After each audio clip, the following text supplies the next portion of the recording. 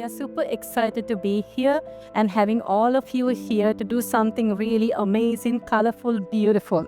My favorite part, I think it's when I chose the pattern ideas and the color of my lamp. I took some time to look at my neighbors here to get inspired. That's how I got inspired. It felt nice because it reminded me of my childhood. When I was younger, I would actually take mosaic classes. So it reminded me of that, the old days. The center of the globe, you can see it's yellow, and that's beautiful sunlight, which I really wanted to be reflected.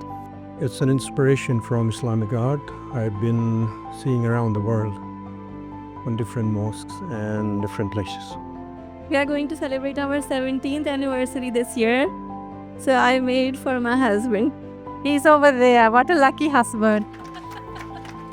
I'm not very artistic, but it's actually been a lot of fun. It's kind of therapeutic. It felt great knowing that I planned all of this and I made it and made new friends and really learned lots of stuff in this workshop. It's been an amazing day, amazing evening. We had some beautiful people. There were some amazing stories, really heartfelt stories about why they are doing it today and for whom they are doing it. So it makes it a little bit even more special for us.